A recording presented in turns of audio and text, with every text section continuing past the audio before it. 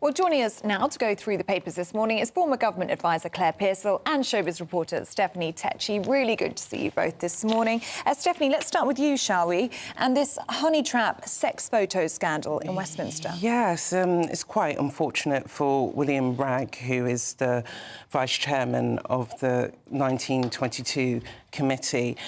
He's come out and said that he felt weak, that this person who was blackmailing him had compromising things on him.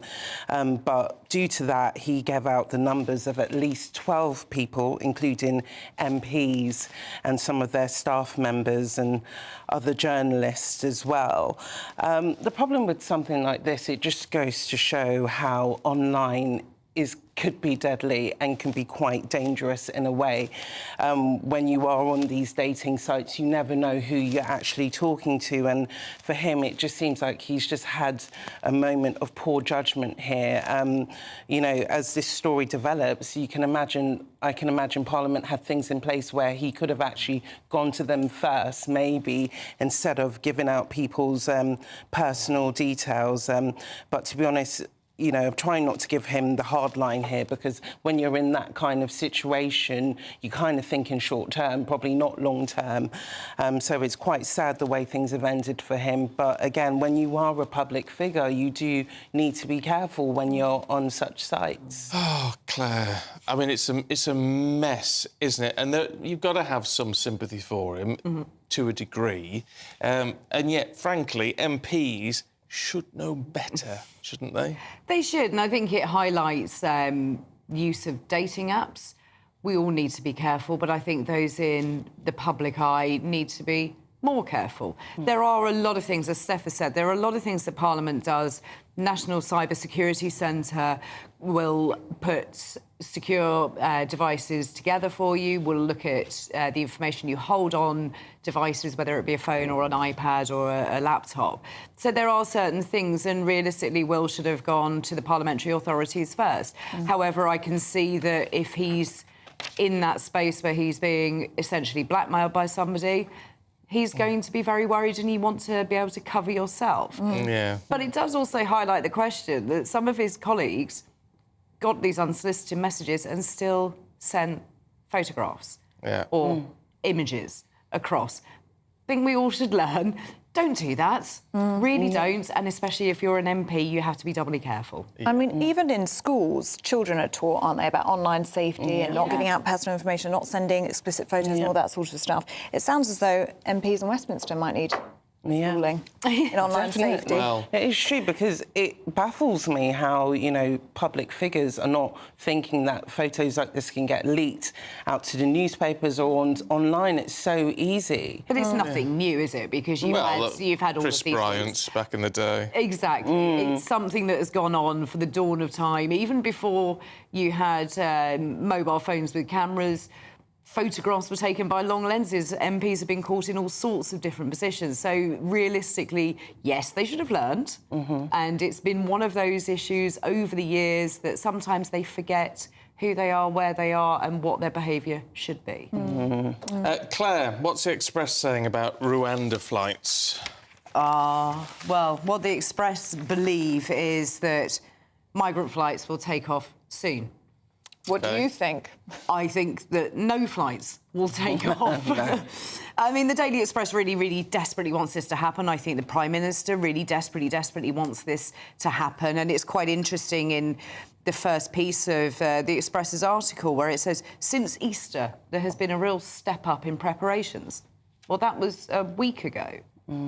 So what haven't they been doing prior to this? Still doesn't take away that fact there are no physical planes willing to take people to Rwanda. So unless the government has magicked those up, we are still in the same position that you may well have your plan in place, but if you physically cannot transport people, then it isn't going to happen. Yes, it's a bit of a basic. Yeah, I feel like this will continue to be a pipe dream for Rishi Sunak, especially in what will be an election year. There's so many issues for him to deal with, and I think, you know, he's put so much focus onto Rwanda, and it's not moving anywhere. So he's going to have to place his focus on other things or come up with a backup plan, because if this does fail, which, sad to say, I feel like it will, how are we going to deal with this situation, and what else has Rishi got to offer the public? Yeah. Well, it's not going. I very much doubt it's going to be his problem for much longer, is it? I mean, It does feel a little like the way it's looking. Stephanie, a positive sign, isn't it, that King Charles wants to tour Australia in October? Yes, well, we saw King Charles last week for Easter, and, you know, he did look like he's in good spirits, and it seems like the King is still keen to get back out there in October and head to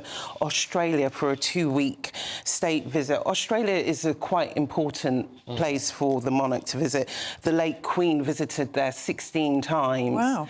And King Charles has yet to go there on an official state visit. So the plan is that he will go there in October for 2 weeks. So I think this is like a good sign that he is responding positively to his cancer treatment, and that hopefully things will get back on track. But I do think, you know, King Charles is 75 years old. I do believe he can have energy at any age, but they are saying in this story here that it will be quite scaled back. He would have to have a lot of downtime. He won't be doing the full works as he usually does. But before that, he's hoping to come out for the Trooping of the Colour in June. Oh. Yeah. Oh, well, good on him. Oh, I just hope he doesn't take on too much. He won't. They'll be watching him Oh, I very hope closely. so. Yeah. Because one thing that was quite obvious over the Easter weekend, Claire, was how much he is buoyed by the crowds, by the walkabout. He really enjoys it. Of course, and it's that sense of duty that he's got. He really wants to get out there and get back on with the job that he is there to do, and he loves to meet the crowds, and I think that was evident at the Easter service, to go around and speak to people, shake hands and just meet the public that put so much love into him. And people come from all over the country to come and get a glimpse of the King and Queen. Yeah. And that is part of his life. Let's just finish off with the star, should we? Because the moon's you're going to gonna do that. get its own time zone, Steph. Yeah, like round the world we can know what time it is, but for these astronauts in Moon, they do not know what the time is. Is there time and space?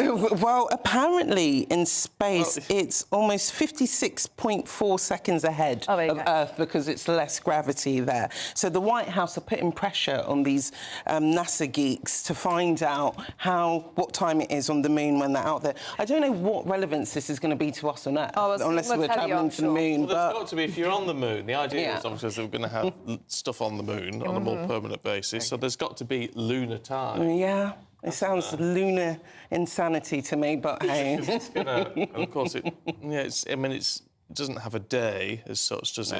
No. No, and you sort of wonder how much relevance time has. It's not as if you can Well, go it catch a doesn't bus or a train. And what, are they going to have different, Switch like, to telly on. daylight savings time? Are they going to have to go and change the clocks twice a year? Time's I'll time's take that. quite important when you're launching rockets, Claire. But then NASA has that, don't they? I mean, if you're Well, on the because- moon, do you need to know exactly what time it is? Yes. Can you not just go back to space? Of course you need to know what time it is.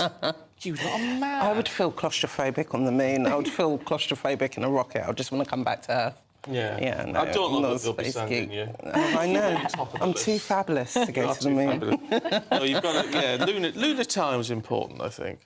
Okay. And is there time in space? There's no No, I mean, you know, the day. space There's not time. such a thing as the day. I know. Anyway. Stephanie and Claire, thank you very much indeed. Should we take a look at the weather here on Earth with Alex?